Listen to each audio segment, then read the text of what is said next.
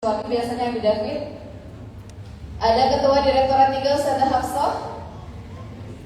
Ada di belakangnya Ustazah Hafsah, InsyaAllah. Dan hari ini yang sama-sama kita hormati, kalau kita sebut di sini ayahanda kita, Mas Ibo, serta dengan Ibunda, InsyaAllah, karena beliau juga termasuk orang tua asuh dari Mas Karun Hufad.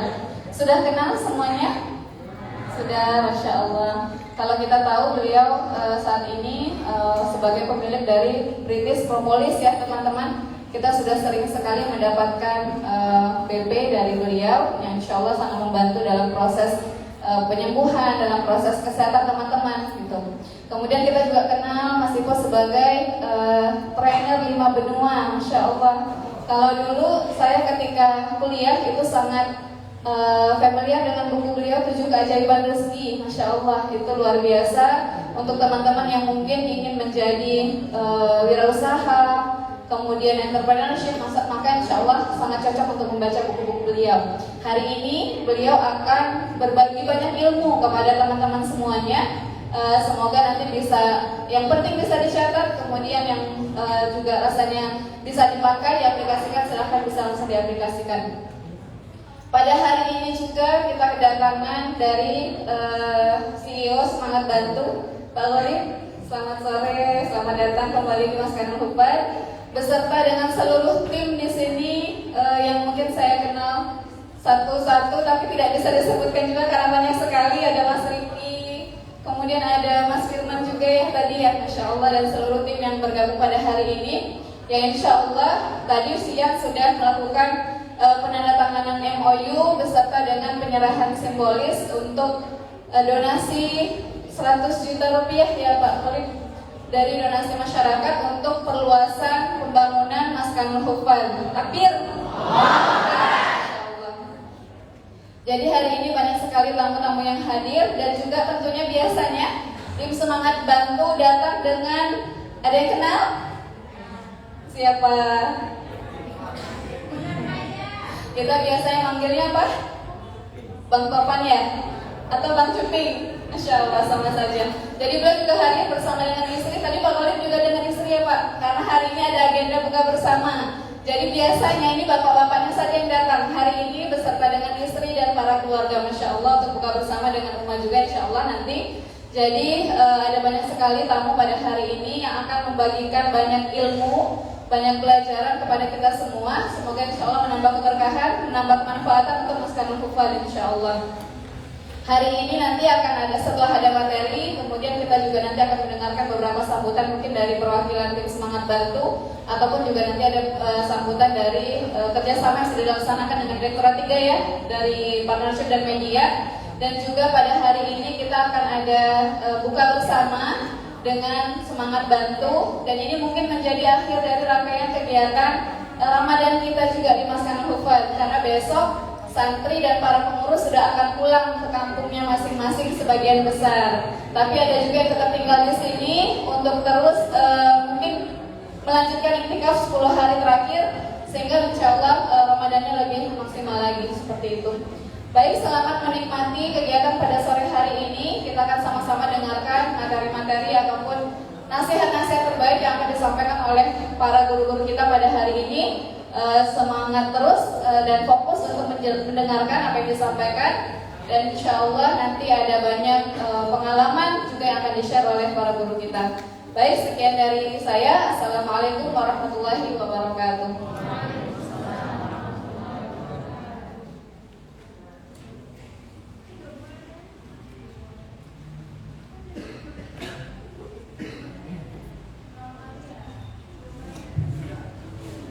Jazakillah khair kepada Manda.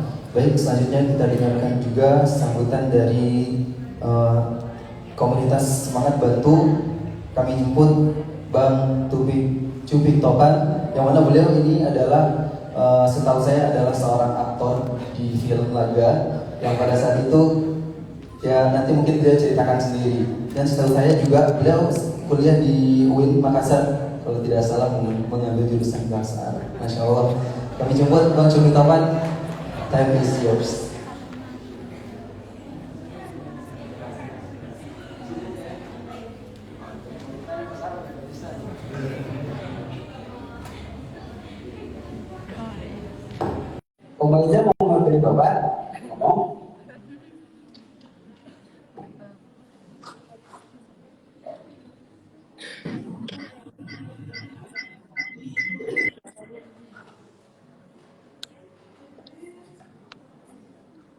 Bismillahirrahmanirrahim. Assalamualaikum warahmatullahi ta'ala wabarakatuh. Alhamdulillah ni'mati tatimus shalihat. Alhamdulillah ala ni'matil iman. Alhamdulillah ala ni'matil Islam. Alhamdulillah ala ni'matil hijrah.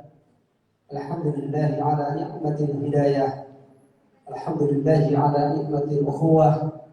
Alhamdulillah ala ni'matil maghfirah. Puji syukur senantiasa kita panjatkan kehadirat Allah Subhanahu wa taala dengan segala rahmat dan kasih sayangnya sehingga pada kesempatan yang berbahagia ini bisa berkumpul sekaligus bersilaturahmi di tempat yang masya Allah, yakni di Maskanul Hufaz.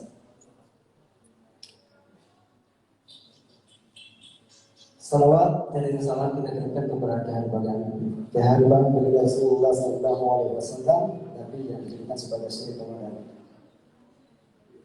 Yang saya hormati pimpinan Yayasan Maskanul Hufaz, Ustaz Yauki, bersama suaminya, sahabat saya, Mas Ori Haji Abdullah, dan keluarga dan seluruh jajaran pengurus, para ustaz dan ustazah. Yang saya hormati CEO dari Semangat Bantu, saudara saya Teguh Galib, Muazzam, dan seluruh tim yang telah hadir. Yang saya hormati seluruh tamu undangan yang hadir, ada Bang Bayu, ada Bang Eki, dan teman-teman lainnya, dan seluruh kolaborator kebaikan dari Semangat Bantu dan Semangat Bantu FC. Kita akan kasih pergerakan dan sponsor oleh khusus kakak, sultan kelas, menteri dan sebagainya. Yang saya cintai keluarga saya, istri saya tercinta, alhamdulillah hari ini hadir teman saya, anak saya yang lagi bincang-bincangnya nih. Omai, ada Abang Yusuf, bisa hadir di sini. Dan yang saya sangi seluruh santriwan dan santriwati Maskanul Hufaz yang berasal dari seluruh Indonesia.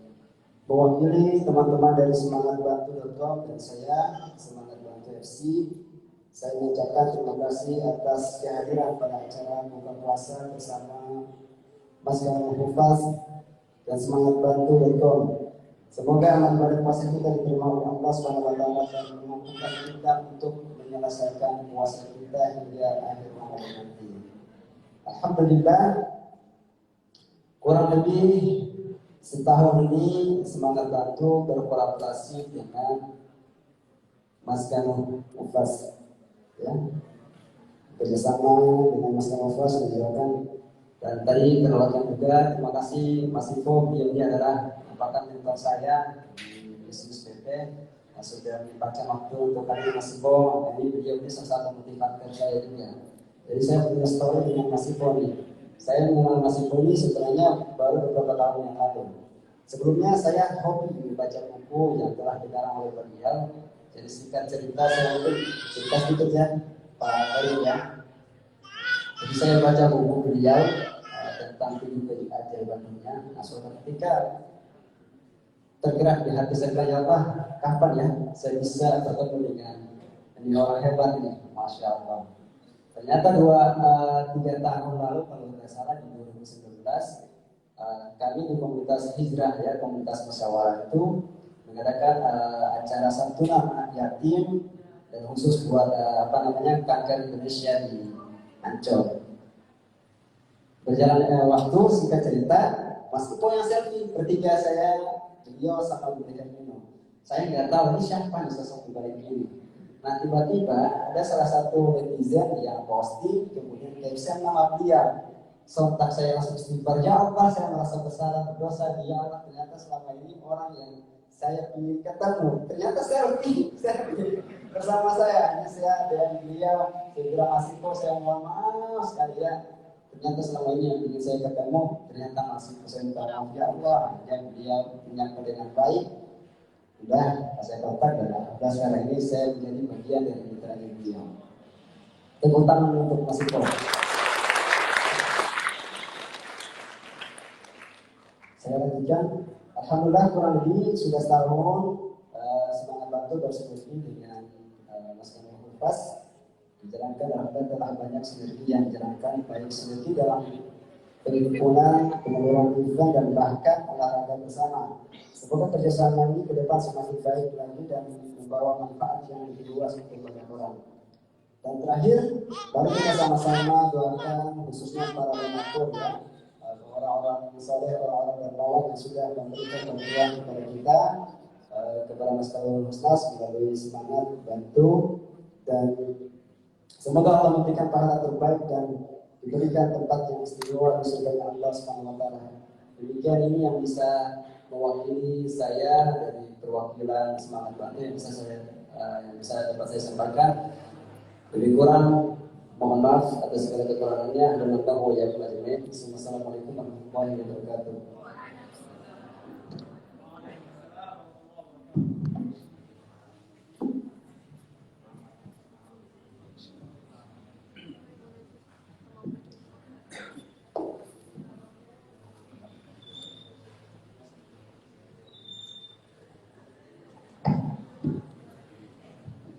Baik, terima kasih kami ucapkan kepada Bang Cuping Topan. Semoga apa-apa yang telah dilakukan dari komunitas Semangat Bantu dari awal hingga sampai saat ini semuanya bernilai ibadah di hadapan Allah Subhanahu wa taala. Amin ya rabbal alamin. Baiklah, selanjutnya ada penyampaian materi dari Bapak Ibu Santosa, tapi sebelumnya Pak Ibu sebagai informasi sebelumnya tadi kita sudah bersama-sama mendengarkan pemaparan materi tentang Stephen. Jadi teman-teman semua di sini sedikit banyak sudah mengetahui jenis-jenis kepribadiannya dari 5 kepribadiannya, jadi lebih terarah mungkin menurut hobi, prospek kerja, jenjang karirnya, atau cara menghafal, minat bahkan minat dan bakatnya juga. Dengan tanpa berlama-lama lagi, kami persilakan kepada Bapak Ibu Santosa.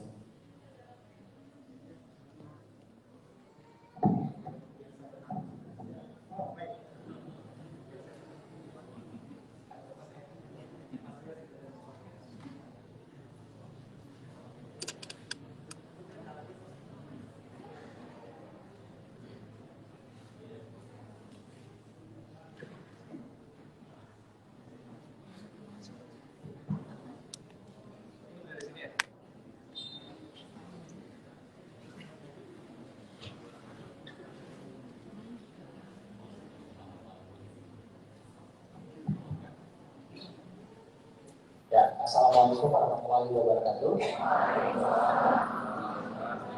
Ya, ini udaranya dingin, asar ya, terus juga dia bernyanyi, berbunyi gitu ya. Nah, biar kita tambah segar, boleh berdiri semua ya?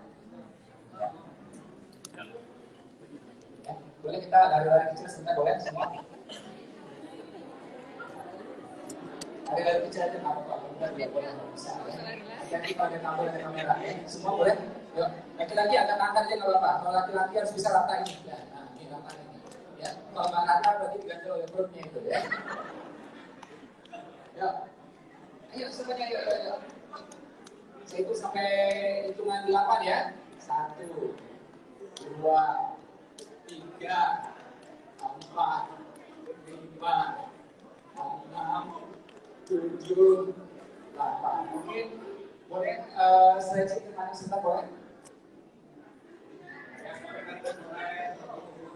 Ke kanan stretching ya.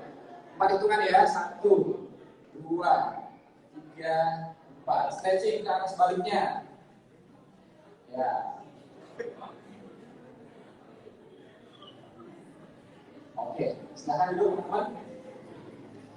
Takbir. Hari ini saya bersama sahabat saya, Mas Juping ya, alhamdulillah. Pada waktu itu kita ketemu di Ancol ya. Setelah itu banyak kegiatan ya, pertemuan yang kita lakukan bersama. Oke, saya mau tanya di sini, siapa ya di antara teman-teman di sini yang pengen banget yang membahagiakan orang tuanya sampai nanti berangkat ke tanah suci, memberikan rumah terbaik, memberikan kendaraan terbaik untuk orang tuanya, semangat Cuk. Oke. Ada orang yang mau, ya, tapi arah tindakannya tidak ke situ. Ya. Arah tindakannya tidak ke situ. Contoh ya, saya waktu itu nonton film seorang mafia, ya, seorang mafia. Dia diserang oleh mafia lainnya. Ketika mau berantem gitu tuh, udah mau perang tembak-tembakan dan kayaknya dia bakal mati, dia ketemu anaknya. Dia duduk gini sama anaknya, dia bilang, "Nak, papa sayang banget sama kamu. Apapun yang terjadi, kamu harus ingat satu hal, Papa sayang banget sama kamu. Omongan seperti itu. Suara juga mengharukan. Oke? Tapi bagi saya ini omongan, mohon maaf ya, ini omong kosong. Ya, ini omong kosong. Kenapa? Dia katanya sayang. Kalau memang sayang, kamu jangan jadi mafia, benar nggak? Itu. Kalau kamu jadi mafia, kamu akan memberi resiko pada keluargamu, benar nggak? Dan benar, berapa detik kemudian dia tewas.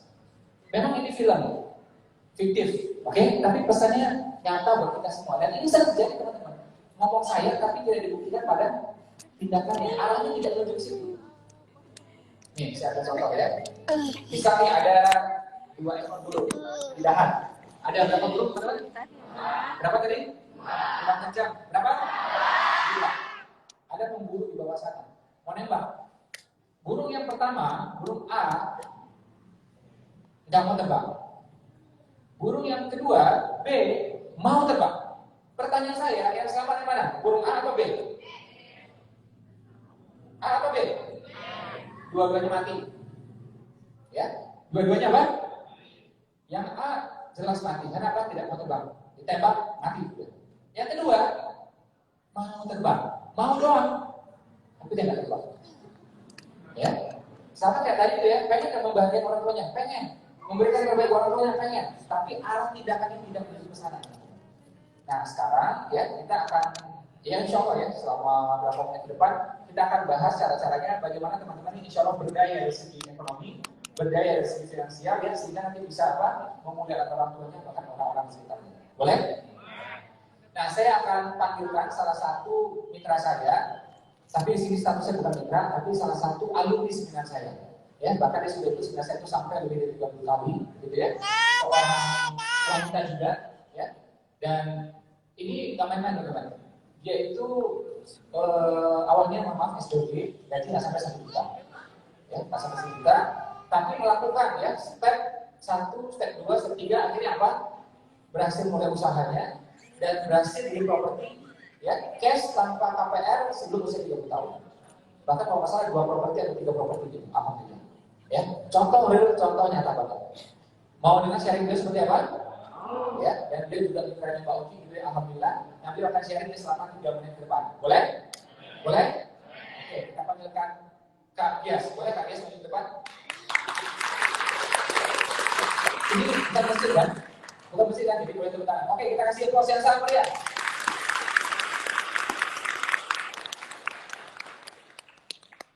Ya.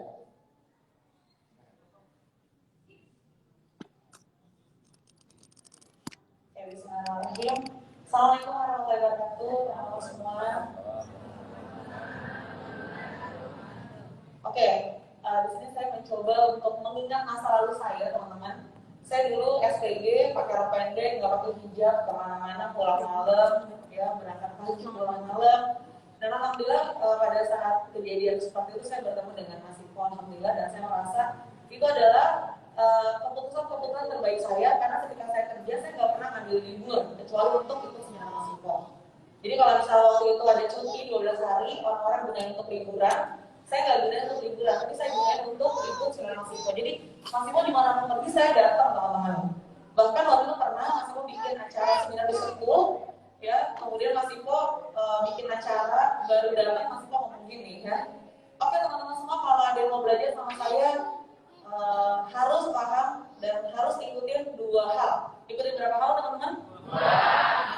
Yang pertama ya, caranya jangan tanya hal apapun. Jadi pas baru masuk acara seminar, nggak boleh tanya apa-apa. Biasanya kalau guru-guru harus tanya, ini nggak boleh tanya hal apapun. Kedua, jangan tunda 1 hari pun.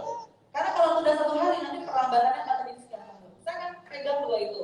Saya nggak boleh tanya, saya ikutin aja, masih ikutin apa, saya ikutin aja. Saya nggak usah banyak-tanya. Kedua, saya nggak mau tunda. Nah saat itu Mas Iko bicara soal berbakti pada orang tua dan sedekah. Nah Masya Allah teman-teman semua, saya dulu juga orang matematika, suka matematika, jadi hobinya hitung-hitung. Kalau uang 500.000 kurang 100.000 sisanya 400.000, 400.000 kurang 400.000 sisanya habis. Nah ternyata Mas Iko mengajarkan bahwa berbakti pada orang tua itu sangat-sangat mengundang rezeki. Akhirnya pulang dari seminar Mas Iko yang selama adalah saya cuci kaki mama saya dan saya peluk mama. Saya bilang gini, Ma, jadi gini teman-teman, Mama saya itu matanya katarak ya teman-teman, minus 28. Saat itu nggak bisa lihat ya. Kemudian saya bilang sama mama saya gini, saya pernah bilang gini sama mama saya, "Mah, pokoknya selagi ya dia hidup, selagi dia sadar, pokoknya hidup mama dia senang dulu. Mama mau kemana? Bismillah ya. Jadi Bismillah dispensasi mama tiket umroh. Seperti tadi Mas Iko sampaikan pada teman-teman. Jadi saya bilang sama mama saya mau kasih tiket umroh buat mama. Dan itu mama saya kalau saya, padahal saya baru mau teman-teman, saya belum ngapa-ngapain. Nah akhirnya saya di situ berubah ya, berusaha mencoba ya mengubah hal-hal yang dulu saya nggak pernah lakuin. Saya sering ke mama saya kemudian selalu minta doa, saya minta ridho, "Ma, doain ya dia semua seminar, Mas Iko man, ada di sini, ada di sini, ada di sini." Dan pada saat itu ya Mas Iko bilang, hutang itu hina, gelap. Nah ilmu itu cahaya terang. Jadi kalau kita mau ngasih hutang, kita harus punya banyak ilmu. Makanya waktu saya kejar ilmu kemanapun. Ya bahkan dulu saya ingin banget saya punya gaji sekitar 2,4 juta teman-teman semua. Waktu itu saya harus ikut seminar Mas Iko yang harganya 1 juta. Akhirnya saya ya berusaha jalan kaki untuk datang ke tempat kerja untuk ikutin seminar Mas Iko teman-teman. Karena saya yakin ya walaupun ini judulnya sama, judulnya seminar 7 Pak Ibadah Suki, ada yang gratis saya udah ikut. Tapi yang Mas Iko ada lagi loh, ini pasti aku untuk saya dapat sesuatu. Akhirnya uang 1 juta saya keluarin, saya sisa uang 1,4 juta. Saya pakai sebulan, saya kasih orang tua saya bantukan dan sebagainya, alhamdulillah cukup teman-teman. Nah jadi yang saya lakukan adalah waktu itu sedekah saya lakukan, tapi saya menghabiskan waktu untuk menuntut ilmu. Jadi waktu habis biaya, habis uang ya itu untuk menuntut ilmu. Dan alhamdulillah teman-teman aku izin Allah ya dengan ikut Mas Iko, kemudian baca buku Mas Iko, ikut seminar Mas Iko, ikut radit Mas Iko, Masya Allah. Akhirnya hutang orang tua yang tadinya ada 13 dan kolektor datang itu lunas atas izin Allah teman-teman. Kemudian waktu itu Mas Iko bilang, kalau kita percaya bahwa Allah Maha Besar, maka kita harus punya impian besar. Saya itu berpikir gini, saya usianya masih 20-an waktu itu. Saya harus punya rumah sebelum usia 25 tahun. Akhirnya saya bikin target, saya mau bikin rumah, saya mau beli rumah itu untuk orang tua dan keluarga. Alhamdulillah dari sana saya beli rumah pertama itu tanpa riba, tanpa bank itu di usia 24 tahun teman-teman. Alhamdulillah. Dan waktu itu juga hasil Mas Iko juga saya pertama kali sedekah ekstrim. Jadi waktu itu saya kumpulkan, saya bisnis ya teman-teman semua, untung 2.500, 5.000, ada yang 1.750 per bisnisnya, ada yang 2.500, 3.000, 5.000, 10.000, saya kumpulin teman-teman sampai ada satu angka nominal yang waktu itu saya alhamdulillah hasilnya menang lelang Quran. Nah itu adalah pertama kali saya melakukan yang namanya pengurasan saldo rekening sampai 0 teman-teman. Jadi waktu pas Mas Iko minta lelang itu, saya agak ragu-ragu, tapi karena Mas Iko, kalau kita jalan mau kita nyampe, kita mau selamat, itu jangan pernah ragu-ragu. Jadi orang yang ngebut selamat, orang yang lambat itu selamat, yang gak selamat adalah orang yang ragu-ragu. Akhirnya saya sedekah, ya udah bismillah, saya ambil. Ya, akhirnya menang lelang. Setelah itu pas tadi transfer, saya langsung kebayang-bayang kehidupan saya, ya tiap hari saya nyari uang 2.500, 5.000, 3.000, 10.000, sampai akhirnya 0. Dan pas saya tadi saya benar-benar 0 teman-teman. Pas saya transfer benar-benar 0. Besoknya saya lakukan 0 lagi. Nah jadi itu panas dingin dan Masya Allah bener banget ya hasilnya Mas Iko. Itu setelah acara sedekah waktu itu teman-teman setelah lelang, saya mendapatkan omset pertama 1,3 miliar waktu 1 bulan Masya Allah. Jadi saya begitu kaget gitu, kok bisa gede gitu, ini uang dari mana? Yang tadinya orang belinya sedikit jadi banyak, orang yang tadinya transfer 1 juta jadi 10 juta, orang yang tadinya belinya cuma 1 jadi 12 piece dan lain sebagainya, itu terjadi berulang-ulang. Jadi teman-teman semua Masya Allah saya beruntung sekali ya bertemu dengan Mas Iko, terima kasih banyak Mas Iko, terima kasih banyak Pak Ai. Dan alhamdulillah ya menemukan Mas Iko sebagai guru. Waktu saya temukan, saya lihat Mas Iko adalah sosok yang tepat untuk jadi guru, makanya saya ikutin kemana pun Mas Iko pergi. Jadi Mas Iko kemana, Mas Iko punya bisnis apa, dulu Mas Iko punya bisnis salah satu area pendidikan, ya harganya lumayan. Saya berdoa ya Allah, semoga suatu nanti saya bisa berminta sama Mas Iko. Dan alhamdulillah atas izin Allah sekarang bisa berminta dengan beliau dan saya lebih dekat dengan beliau dan ilmunya lebih banyak. Properti berapa?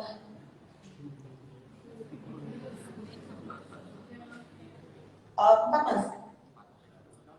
Umur berapa? Sekarang umur 30 tahun Mas Iko. Tahun 4 properti. Ya, nggak pakai bank. Alhamdulillah. Ya mungkin itu saja bisa saya sampaikan teman-teman. Intinya adalah kita pada ilmu itu yaitu jangan banyak tanya, kemudian lakuin aja dan jangan pernah tunda. Jadi hal-hal yang masih peminta waktu itu saya coba lakukan semuanya. Dan waktu pertama kali mama saya nyampe ke tanah suci, ini juga wasilah Mas Iko bilang harus umroh. Mas Iko ada waktu itu pagi-pagi di salah satu stasiun TV bilang kalau misalnya kita pernah umroh itu rezekinya tanpa batas. Makanya saya langsung percaya, saya langsung dipegang umroh mama saya berangkat dan masya Allah teman-teman waktu itu mama saya berangkat sendiri dan tidak bisa melihat Ka'bah sama sekali. Jadi datang sendirian, ya masih katarak waktu itu. Jadi saya nggak punya uang untuk operasi. Dan alhamdulillah dari Allah ya, yang kedua mama saya sama saya pergi ke tanah suci dan bilang gini, yes, Ka'bah ini bagus ya. Dan pertama kali mama saya sebutin kalimatnya ketika habis katarak bilang gini, ya Allah ternyata mama ini anaknya cantik ya, masya Allah. Jadi mama saya tuh ketemu saya, melihat saya jelas itu di atas usia 20 tahun teman-teman. Jadi sekali lagi kalau misalnya kita mau sukses, kalau kita mau berhasil, kita memang harus menemukan muhimnya teman-teman. Menemukan siapa yang sukses, siapa yang berhasil, dan kita ikutin terus ya sampai sukses. Jadi kalau saya bilang gitu ya, 1 sampai sukses, SSS. Dan alhamdulillah kalau Mas Iko 1 aja guru dia juga kemana-mana. Jadi kalau bisa belajar itu atas rekomendasi Mas Iko dan alhamdulillah terus sampai sekarang ini. Terima kasih banyak Mas Iko untuk semuanya. Mudah-mudahan berkah untuk Mas Iko dan keluarga dan mudah-mudahan akan makin banyak nanti Mas Iko mencetak para miliarder baik dalam negeri dan luar negeri. Itu aja. Assalamualaikum warahmatullahi wabarakatuh. Ya, nah ini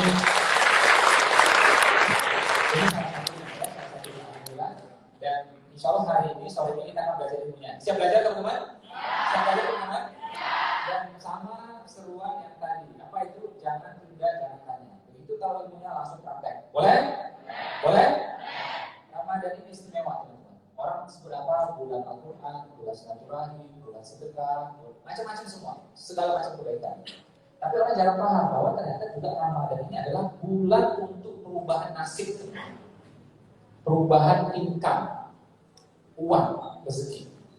Ya, contoh sederhana. Hari biasa kita sedekah, efek nggak kira-kira? Efek. Bulan puasa, efek nggak kira-kira?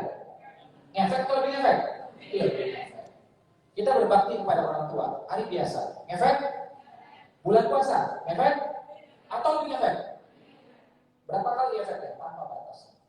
Segala kebaikan tanpa batas. Jadi setelah Ramadan, harusnya rezeki kita tambah baik. Betul nggak? Kita sedekah, kita berbakti, kita silaturahim, kita mudik, wah itu kan luar biasa semuanya. Tapi pertanyaannya, kok masih ada fenomena seperti Bang Toyib? Betul? Ya, berkali-kali nggak pulang lebaran, betul? Karena susah duitnya. Nah, khusus sore ini kita akan belajar ilmu tentang duitnya. Boleh teman-teman? Boleh? Oke, ya. Kalau nggak mau nggak apa-apa. Pasti kok saya mau istiqomah jadi orang miskin, ya nggak apa-apa. Silakan aja. Ini passion saya masih kok nggak bisa diganggu gugat, ya sudah nggak apa-apa. Silakan. Ya, mungkin keluar dari ruangan atau cari tempat yang lebih nyaman lah daripada dengan omongan saya terus-menerus. Ya, siap belajar? Ya. Siap? Oke, setelah 1 ya, tepukan 1 kali, boleh? 1, kalau 2 tepukan 2 kali. Belum betul, ya. 2, kalau 3 tepukan 3 kali. 3, kalau 4 kita bahas tepukan. Boleh? Kita akan tes nih. Kalau sahurnya kebanyakan izin, bisa kamu lupa. Ya, kita tes. 1, 4. Kasih makan apa nih Mas Tio? Ya, alhamdulillah. Kita mesti paham Nabi Muhammad, Nabi kita itu miskin atau kaya? Miskin atau kaya? Karena miskin pernah kaya. Ya, karena miskinnya, mohon maaf, ya, ketika beliau jadi pengembala, miskin susah. Terus kapan lagi ketika beliau diboykot? Kapan teman-teman? Diboykot. Nah, mau beli nggak bisa, mau jual nggak bisa. Itu memang dia susah. Tapi coba perhatikan baik-baik. Beliau dagang 25 tahun. Mungkin nggak orang dagang 25 tahun, jujur, gigi, mau belajar, tetap miskin. Mungkin nggak? Nah, beliau dagang 25 tahun. Nggak mungkin miskin, mustahil miskin. Dan menikah sama orang yang lebih kaya lagi. Mungkin nggak miskin? Nggak mungkin. Jadi kalau beliau lapar, ya nggak punya makanan, beliau yang memang memutuskan seperti itu. Kasih makanan ke orang boleh puasa. Itu Rasul kita, itu Nabi kita. Ya, Ghanimah itu Al-Quran yang bilang, ya kan? Itu sekian persen miliknya Rasulullah. Betul? Itu Al-Quran yang bilang. Jadi kalau dia kumpulkan itu triliun uangnya dia. Tapi nggak mungkin Rasul itu ngumpulin harta, benar nggak? Anaknya nggak dikasih, menantunya nggak dikasih. Apa fitnah dunia kalau beliau kasih kesini, benar nggak? Berkuncing orang semuanya. Makanya ketika yang lain dikasih, anaknya nggak dikasih, menantunya nggak dikasih, nggak dapat. Ya, tapi kita mesti paham bahwa beliau kuat finansial, betul? Dan beliau dagangnya itu sampai ke negeri Bahrain, Syekh dan semuanya. Sekali jalan kata dokter Syekh 1,5 bulan. Nggak mungkin orang jalan 1,5 bulan bawa barang dagangan cuma 2 juta rupiah, keripik micin. Nggak mungkin. Kalau jalan 1,5 bulan berarti nilainya adalah 3 miliar atau ratusan juta, benar? Itu logika sederhana. Dan dibilang, oh miskin sampai nggak punya apa-apa. Bukan itu logikanya. Memang beliau mau seperti itu. Contoh nih, coba teman-teman bayangkan, Mbak Oki ternyata, maaf ya ini cerita aja, ternyata beliau kelaparan, nggak punya makanan di rumah.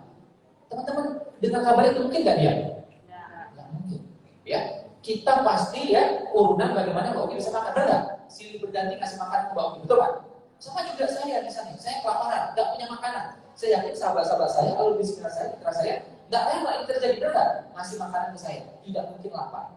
Oke? Ini Rasulullah, ada nggak manusia begitu ya daripada ini?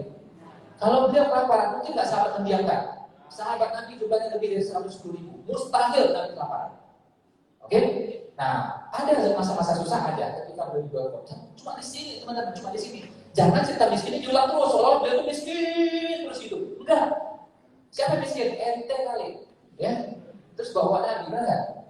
Nah, jadi kita mesti paham dulu tentang Nabi kita. Ya. Karena pernikahannya beliau kaya, karena Nabi yang juga beliau kaya, jadi Nabi kok kaya? Itu boni mah sekian persen dari beliau. Ya, tapi beliau tidak aktif. Alhamdulillah, itu Nabi kita. Dan teman-teman kalau nggak percaya, nanti silakan mudah-mudahan nanti ada rezekinya, nyampe di Turki, nyampe di mana teman-teman? Dia nanti di musim terpadu. Ya, Mas Rio, Pak Oki udah berkali-kali ke sana, saya baru 2 kali ke sana. Dia nanti pedang Nabi di sana berbalut emas dan berlian. Siapa bilang Nabi mau kirim? Siapa bilang Nabi mau kirim? Ya, lihat emas bisa pedang beliau itu ya berbalut emas dan berlian. Nah, kalau belum punya rezeki ke sana, ya udah nonton YouTube-nya aja dulu. Jadi pedangnya beliau itu berbalut emas dan berlian. Lihat pakai mata, jangan kata orang. Ya, cuma kita perhatikan di musola-musola di masjid-masjid Indonesia. Mau cerita Nabi apa? Miskin aja kita terus. Betul bang betul. Nah, ini kita ubah. Kita ngomong proporsional. Pernah miskin dan memang juga beliau pernah kaya. Nabi kita teladannya komplit. Pernah miskin, pernah kaya. Pernah bujang, pernah nikah, pernah monogami, pernah poligami, ya, pernah jadi pedagang, pernah jadi pengembala, pernah juga jadi militer, ya, komplit semuanya, oke? Dan beliau juga punya pengalaman ya sebagai kakek, ya, sebagai mertua, ada semua pengalaman itu. Jangan salah, tidak semua nabi punya pengalaman seperti itu. Contoh, Nabi Sulaiman pernah miskin? Tidak pernah, ya. Nabi Syuaib pernah kaya? Jadi bagaimana syariat kaya? Bagaimana syariat kaya? Tentu ada, tapi beliau tidak menjalankannya, teman-teman. Oke? Banyak juga nabi yang tidak berdagang. Nabi kita pernah dagang, pernah jadi pembalap, pernah bikin pasukan, oke? Pernah bujang, pernah nikah, pernah juga jadi budak, komplit semuanya. Hanya nabi kita.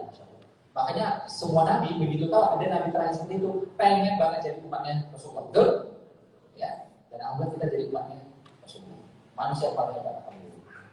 Nah, terus adalah benar, beliau pernah jadi pengembala, pernah juga jadi pemimpin militer, jadi panglima, pernah, ya. Tapi profesi paling lama adalah apa? Profesi paling lama adalah apa? Dagang. Nih contoh ya, mohon jangan tersinggung, boleh? Kalau Nabi misalnya, maaf ya, Nabi ngambil 1 kali aja, misal ada ranting dipatahin sama Nabi, terus ditancap gitu ya di sebuah makam. Sekali aja Nabi melakukan itu, kita akan menirunya, betul? Itulah namanya sunnah, itulah namanya hadis, itulah namanya kita berusaha mengikuti. Ya, Nabi misalnya minum, dia duduk, kita langsung ikuti, benar nggak? Nabi lakukan sekali aja, ya, cium hajar aswad, langsung kita juga berusaha mengikuti, benar nggak? Berapa kali Nabi melakukan? Pokoknya sekali saja Nabi melakukan, dan itu tidak dinasah, tidak dibatalkan, kita akan mengikuti seluruh muslim sampai ke zaman, betul apa betul? Berapa kali tadi Nabi melakukan? Berapa kali teman-teman? Berapa kali? 1 kali. Pertanyaan saya, Nabi dagang berapa kali? Nabi dagang berapa kali? 25 tahun. Terus ente kenapa nggak ngikutin? Kenapa nggak niru? Bukan sekali kan? 25 tahun. Jadi harusnya umat Nabi Muhammad menjadi umat pedagang harus. Dan itu diikuti teman-teman oleh orang terdekat beliau. Ya kita cek aja, mertua beliau dagang juga. Itu Allah takdirkan itu. Abu Bakar dagang, benar? Menantu beliau Utsman dagang juga. Kakek beliau dagang juga, ayah beliau dagang juga, bahkan begitu dalam perjalanan dagang. Islam masuk ke Indonesia jalur dagang, betul?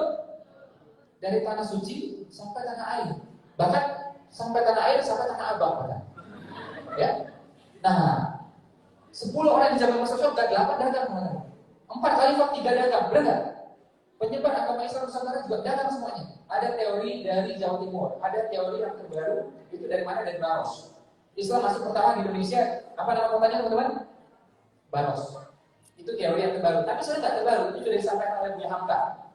Ya, Baros itu Tapanuli, Sumatera Utara. Nyampe dari situ teman-teman. Karena apa? Cari kapur barus di Indonesia. Dan kapur barus tertera di Al-Quran. Dan saat itu hanya ada di Sumatera. Orang Surubi datang ke sana, teman-teman. Termasuk orang Arab. Itu terjadi di zamannya Utsman. Ada yang mengatakan sampai di zamannya Rasulullah. Nah ini bukan hanya kata Buya Hamka, tapi juga disampaikan oleh Ustaz Adi Hidayat. Dan diresmikan oleh Jokowi pada tahun 2017. Titik Islam pertama di Indonesia adalah di mana? Di Baros. Apa perjalanan itu? Apa jalurnya itu? Jalur perniagaan. Jadi Baros itu juga jalur perniagaan. Ya. Nah teori yang lain adalah melalui Aceh itu juga jalurnya perniagaan. Ada di Jawa Timur perniagaan juga semuanya. Ya, tapi semua coba, itu dagang semua, perniagaan semua, perdagangan semua. Oke, kita cek ya. Pendiri NU, apa profesinya? Organisasi Islam terbesar di dunia saat ini. Bahkan satu semesta, sampai Asgard, sampai Wakanda. Paling besar dia. Pendirinya apa? Pengusaha. Kiai Haji Hasyim Asy'ari. Tiap hari Selasa, ya itu saya sempat jumpa sama keturunan beliau namanya Gusola, Mabu, ya. Beliau mengatakan tiap Selasa beliau itu nggak ngajar, ngapain? Ngurusin dagangannya. Dia Haji Hasyim Asy'ari, pendiri NU, tiap hari Selasa tidak ngajar, ngurusin dagangannya. Ya. Bahkan apa? Sebelum beliau mendirikan NU, beliau bikin NT. Ini benar, 7 tahun sebelum. Apa itu NT? Kebangkitan pengusaha. Ya. Jadi NU itu kebangkitan ulama, ini kebangkitan pengusaha. 7 tahun sebelumnya beliau bikin itu NT namanya. Nah, ada tujuan. Apa itu tujuan? Tujuan itu asalnya tajir. Kalau saya salah kata mohon dikoreksi. Ya, tajir itu artinya apa? Dagang, teman-teman. Di Indonesia artinya kaya, benar nggak? Tajir itu pedagang. Kalau bentuk jalannya tujuan, ada tujuan. Kebangkitan pengusaha. 7 tahun sebelum NU berdiri, bahkan orang NU nggak tahu ya. Ya, nah ini Kiai Haji Hasyim Asy'ari. Ada lagi Kiai Haji Ahmad Dahlan, belum mendirikan apa? Muhammadiyah lebih dari 100 tahun kemudian, teman-teman. Aset yang tinggal oleh Muhammadiyah 320 triliun. Itu setara dengan orang 5 terkaya Indonesia. Apa profesi beliau juga? Kiai Haji Ahmad Dahlan. Apa profesinya? Apakah nelayan? Apakah petani? Motivator? Apakah aktor? Astronot? Enggak. Ya, profesinya pedagang batik, fashion, ya, majalah dan seterusnya. Nah, jadi Islam ini teman-teman dari sana sampai sini semua itu sejarahnya dagang semua. Termasuk Wali Songo. Wali Songo pertama siapa namanya? Maulana Maghribi. Mana beliau dimakamkan? Ini mu'alaf atau apa nih? Nggak ngerti ya. Beliau dimakamkan di Gresik. Ya, nanti kalau ke Jawa Timur, nah pergi ke sana. Maulana Maghribi apa profesinya? Itu Wali Songo pertama. Apa profesinya? Dagang. Beliau jago 3 hal, jago dagang, jago irigasi, jago pengobatan. Ya. Nah, jadi harusnya umat Islam harusnya ngapain teman-teman? Dagang. Nggak usah diajarin lagi udah. Itu di NE seorang muslim dagang dan kalimat di Al-Quran mengatakan apa? Maukah engkau tunjukkan perniagaan menguntungkan? Jadi Allah ngomong ke kita seolah-olah kita ini pedagang, teman-teman. Maukah engkau aku tunjukkan perniagaan yang menguntungkan? Ya. Nah, pertanyaannya mulai dari mana? Pertanyaan apa tadi teman-teman? Ya, kanan kanannya boleh? Tepuk bahu mas kanan, sebelah kanan boleh? Tepuk yang kecil boleh? Bilang mas, semua mas, mbak. Pertanyaannya mau mulai dari mana? Oke, kanan kirinya, lebih kencang. Mas, mbak. Pertanyaannya mulai dari mana? Masya Allah Indonesia punya bendera yang bagus banget. Warnanya apa teman-teman? Apa artinya? Merah apa artinya? Putih apa artinya? Itu modal jadi pengusaha. Berani, niat yang bersih, niat yang tulus. Itu cukup modal sebagai pengusaha. Dan Masya Allah tabarakallah ya, ini mungkin sebuah hikmah yang luar biasa ya, pendiri bangsa ini founding fathers ya. Merah putih itu ada dalam hadis sahih, saya temukan dalam 2 hadis sahih ya. Nah, walaupun dalam penjelasan hadis itu teman-teman itu boleh cari sendiri, bukan boleh, Google juga boleh. Walaupun penjelasan dalam kitab itu merah dan putih artinya adalah kekayaan ya, kekayaan. Tapi lanjutan hadis ini bagus banget. Tidak mungkin negeri itu, masya Allah, bunyinya kayak gitu. Saya sampai merinding. Saya posting 17 Agustus tahun lalu. Ya, tidak mungkin sebuah negeri itu akan mengalami paceklik. Ya, tidak mungkin negeri itu mengalami paceklik. Kurang lebih bunyinya seperti itu. Ya, tapi hal terjadi juga kenapa? Karena mereka bertengkar satu sama lain. Ya, jadi sebenarnya kalau kita rukun, guyup, oke, syariat tegakkan, insya Allah rezeki pasti muncul, insya Allah. Tapi karena bertengkar satu sama lain, akhirnya apa? Paceklik, kekeringan, dan seterusnya. Ya, itu filosofi merah putih dalam hadis. Ya, dan walaupun di Indonesia merah dan putih itu maknanya adalah berani dan suci. Oke, kita balik lagi nih, ya, merah dan putih. Apa tadi? Merah artinya apa? Berani. Suci, putih artinya suci. Itu modal jadi pengusaha. Itu modal jadi apa, teman-teman? Kalaupun kita nggak punya uang, saya yakin di sini punya uang, insya Allah. Bukti orang punya uang apa? Simpel aja. Siapa di sini punya handphone? Coba kasih tangannya. Handphone tak? Kalau handphone hilang, pasti beli lagi, benar? Berarti punya modal, punya uang. Jangan ngomong nggak punya uang. Nanti kualat, susah betul uang itu tahu kan? Ya. Nah, jadi sebenarnya orang itu punya uang. Simpel aja, punya handphone lah, pasti punya handphone. Ya. Jadi kenapa dia ngomong nggak punya modal, Pak? Nah, jadi sebenarnya Pak, saya tidak punya keseriusan, Pak. Itu artinya sebenarnya. Ya. Tapi apakah kita benar-benar nggak punya uang? Gimana caranya mulai dari pengusaha? Rasulullah adalah contoh yang terbaik. Beliau modalnya kepercayaan, sehingga digelari Al-Amin. Beliau bawa barang dagangan dari sini, pindahkan ke kota yang lain. Betul? Itu aja. Apa yang menjadi jaminannya? Bukan sertifikat, bukan KTP, tapi nama baiknya beliau. Akhirnya viral, nama beliau itu apa? Muhammad yang mana? Muhammad Al-Amin. Ya, ya gimana? Ya itu loh, kalau ketemu orang santun banget, halus banget. Kalau punya staff juga dia ngajak staffnya makan. Ya, kalau dia jalan ke sana juga jalannya on time. Kalau orang tengah ditungguin sama dia, viral tuh namanya Muhammad Al-Amin itu. Muhammad yang mana? Yang Al-Amin. Sampai akhirnya apa? Orang berlomba-lomba dan bikin barang dia. Jadi artinya apa, teman-teman? Kalau kita punya dia baik, kalau kita punya apa, teman-teman? Masih ada di depan? Masih ada? Nah, ya. Setahu saya pegang mic saya nih, jadi harusnya saya bicara, ya. Ada penuntut ilmu, oke? Nah, jadi teman-teman ya, kalau misalnya kita nggak punya uang sama sekali, tetap masih bisa. Apa itu lakukan? Ambil barang dari sini, jual di sini. Ya, batik ambil dari sini, jual di sini. Simpel Pak. Nanti pelan-pelan modal terkumpul, pakai net. Simpel. Ambil sandal sepatu dari sini, ya dijual ya, jangan sandal di masjid gitu ya. Nah, ambil dari sini, jual sini. Simpel banget. Cuma rata-rata orang Pak, sukanya bertele-tele. Dikasih ilmu sesederhana itu nggak mau praktek. Sukanya Pak, kerja, gawe. Di Indonesia, menurut BPS, ya, hampir semua orang ketika kerja itu gajinya di bawah UMR. Ini BPS yang ngomong, bukan saya. Dan naik gajinya setelah 7 tahun bekerja. Mau kapan berangkat umrohnya? Kapan ibu mau nunggu coba kamu sukses kapan coba? Ya, umur ibu kita udah 60 tahun, 70 tahun. Nunggu kita selama itu. Nanti mohon maaf sudah tua banget, sudah renta banget baru berangkat ke suci. Karena anaknya telah sukses. Kalau bisa anaknya memberangkatkan sekarang, kenapa 2 tahun lagi? Benar? Kalau bisa kita sebagai anak memberangkatkan misalnya ngaji 2 tahun lagi, ya udah 2 tahun lagi, jangan 2 tahun lagi. Saya ngomong itu sama ponakan saya. Ya, alhamdulillah kita bantu dia di sekolahnya. Tapi saya bilang sama dia, apa nggak pengen memberangkatkan ibu untuk berhaji saja? Ya, apa nggak pengen coba? Pengen atau pengen banget? Pengen banget. Nah, buktikan saja. Sekolahnya beres, ya, dan cepat menghasilkan. Ini mohon maaf, laki-laki zaman sekarang itu, mohon maaf ya, banyak yang cemen. Jepet dari sini, udah ke sini, cari uang nggak bisa. Malu masih tahu nggak? Akhir balik kalau dalam Islam itu harus bisa cari nafkah, tahu nggak? Udah kebalik kan nih? Kalau ragu-ragu nanti cek di toilet.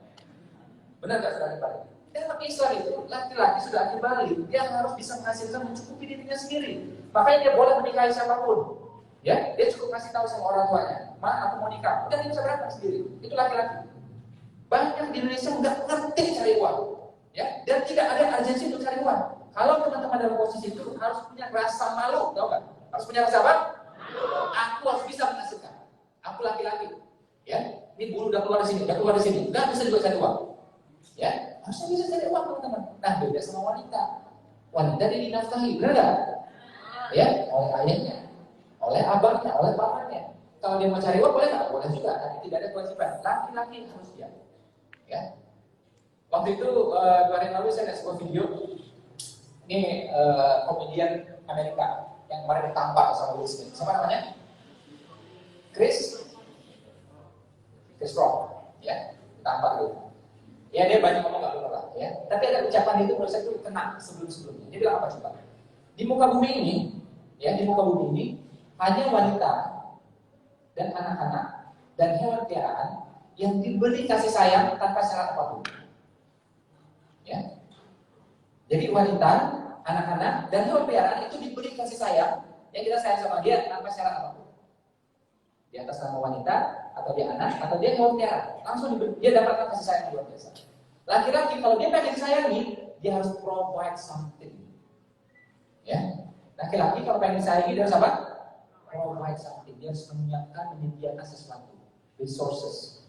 Ya, kalau bahasa barat itu resources. Kita yang harus menafkahi. Oke? Ini kan ajaran barat masih kok. Saya bilang nanti buka buku nikah kalau sudah nikah. Yang halaman belakang itu ada sebelah kanan atas. Ya, ini udah mirip Ustaz Hidayat ya. Ada namanya sirah tahun. Sekian bulan laki-laki tidak menafkahi istrinya, mohon maaf ya, istri berhak ngadu ke pengadilan, berhak minta cerai. Sekian bulan saja. Memang laki-laki itu menafkahi, menikahi artinya menafkahi. Banyak laki-laki nggak sadar. Rata-rata orang Indonesia mulai cari uang usia berapa? 24 tahun. Ketuaan. Usia 24 tahun juga. Ya. Nah, saya tidak ngomong jumlah di sini teman-teman. Uang boleh banyak, boleh sedikit, tapi harus ada urgensi yang luar biasa. Urgensi apa? Untuk menghasilkan uang. Karena kalian laki-laki. Nah, cara cari uang yang cepat saya ajarkan adalah apa? Ngapain? Dagang. Ilmu rezeki itu ada 6D, teman-teman. Berapa D? 6D. Ya, pertama dagang. Ya, jelas ya. Terus apa lagi? Doa. Ya. Yang ketiga apa? Zikir ya, BZ ya, zikir. Ya. Terus apa lagi? Duha. Tolong pegang sholat duha. Saya rutin sholat duha berdasar tahu. Pak Sandiaga Uno lebih lama daripada saya rutin sholat duha. Istri saya sejak SMA Pak ya, rutin sholat duha. Ya, jadi kalau sampai sekarang sudah lebih 20 tahun sudah. Ya, duha mengundang rezeki. Semua ibadah mencari ridho Allah, betul? Tapi fadilahnya hanya rezeki. Kayak puasa, fadilahnya apa? Sehat. Oke, duha fadilahnya apa? Rezeki. Karena itu doanya memang tentang rezeki. Ya Allah, ada kata di atas turunkan, ada kata di bawah keluarkan. Oke, ada kata jauh dekatkan, ada kata haram sucikan. Yang bisa suci itu apa? Emang harta, emang harta. Piti, duit. Ya, jadi duha itu memang fadilah itu teman-teman. Dan duha, sholat duha itu nggak gampang. Kenapa teman-teman? Coba kita sholat duha jam berapa? Itu jam 8, setengah 8, betul? Hebatnya ya, ujian itu luar biasa Masya Allah. Jam segitu otak kita duniawi banget, duniawi banget. Orang rata-rata ya, kalau di sini Masya Allah, santri-santri Masya Allah soleh. Tapi di luar sana, jam 8, pikiran kita tuh dunia, teman-teman. Beda kalau bangun jam 4, otak kita pasti akhirat, benar? Nggak ada orang bangun jam 4 pagi nonton drama Korea, nggak bisa, nggak kuat itu. Atau bangun jam 4 pagi, bangunin temannya, yuk kita berkunci, nggak mungkin. Nggak mungkin. Fitrah pagi itu suci teman-teman. Makanya ya kalau kita ngomel-ngomel atau kita berkunci, langsung teman kita bang, pagi-pagi udah kunci. Gitu. Pagi itu nggak enak, cemari itu nggak enak, teman-teman. Ya. Nah orang mulai berkunci mulai siang. Gitu. Ya. Jadi sholat duha ini gampang, tapi nggak gampang. Saran saya rutinkan sholat duha. Itu dia yang keempat. Nah, diteruskan ya. Tadi itu ya, dagang, tambah doa, tambah zikir, tambah doa. Ya, 4D sama dengan. Sama apa? Sama dengan. Muncul 2D. Apa itu? Duit dahsyat. Ya. Duit dahsyat. Dapat duitnya dan dahsyat. Kenapa dahsyat? Gak pakai susah cari duitnya. Gak pakai susah cari duitnya. Ya. Gimana cara gak susah? Tadi udah dibahas. Dagang. Kalau kita kerja, kita cari-cari uang. Kalau kita dagang, kita cari-cari sama. Ya, itu dia. Dan menariknya, ya, saya juga belajar dari Kak Dias, saya keluar dari Kak Dias. Kalau kita dagang itu teman-teman, mungkin awal nggak laku, tapi namanya dagang kalau diterusin pasti ya, insya Allah pasti ada meledaknya. Pasti ada apa? Kalau kerja, ada nggak meledaknya? Ada, kepala kita mau meledak, pecah saja, bosan saja. Ya. Tapi kalau bisnis, kalau dagang, kalau jualan itu ada meledaknya. Sabar, tahan.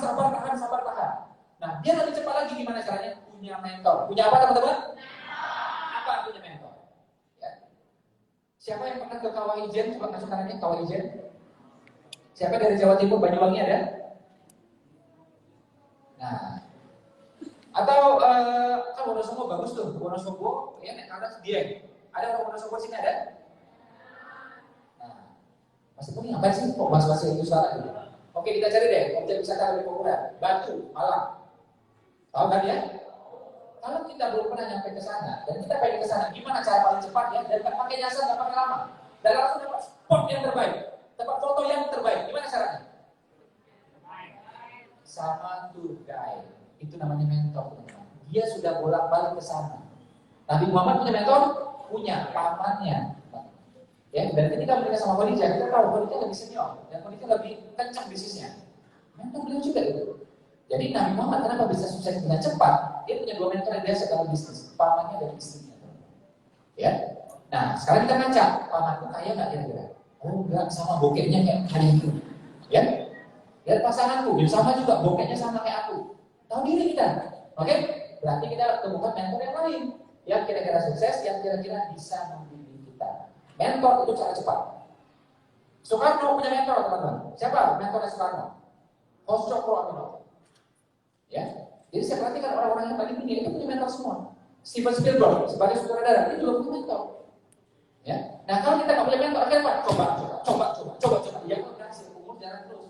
Akhirnya apa? Umur 3 bulan nggak kaya-kaya, umur 4 bulan nggak kaya-kaya, utang aja yang nambah, masalah aja yang nambah. Oke? Harusnya kita tidak harus namanya trial and error. Harusnya apa? Trial and successful. Harusnya diputus karena punya mentor. Apakah saya punya sukses enggak? Karena mentor udah tahu duluan. Ini bahaya, jangan ambil. Ya. Oh ini ambil. Ini jalan, ini stop. Itu gunanya mentor. Persis kayak tour guide. Persis kayak apa teman-teman? Ya. Kayak saya ke Kawah Ijen. Saya nggak ngerti kan? Mana saya tahu. Tapi katanya bagus, fotonya tuh api biru. Ya gimana caranya nyampe di sana itu? Ya udah pakai tour guide sama orang lokal. Ya. Dan begitu sampai di lokasi cari lagi orang yang pernah memang turun ke bawah itu. Dapat tuh sama orang yang lagi ngangkat itu, kita turun ke bawah itu. Langsung dapat the best spot. Ya, nggak usah pakai mikir, benar nggak?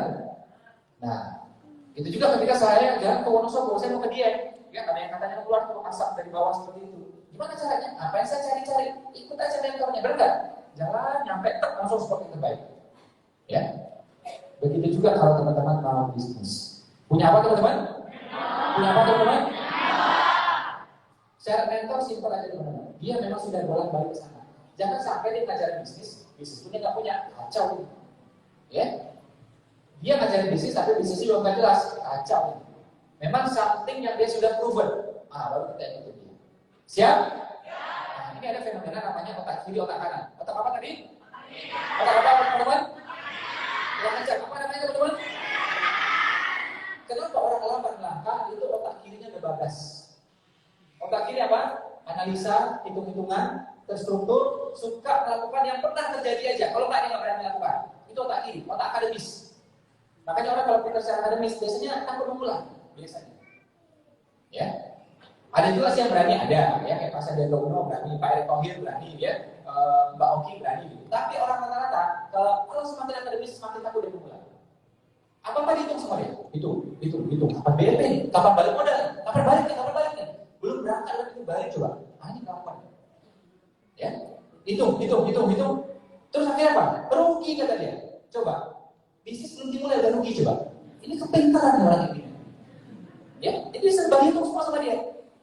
Nah, jadi otak kiri itu otak akademis ya, suka analisa, suka semuanya. Kalau kanan, ini sebaliknya teman-teman. Pertama, si otak kanan itu dia fleksibel. Pertama apa teman-teman? Apa artinya fleksibel? Mampu beradaptasi. Mampu apa? Mampu beradaptasi. Kuliahnya mungkin, sekolahnya mungkin tentang pertanian, tapi tiba-tiba bisa buka restoran.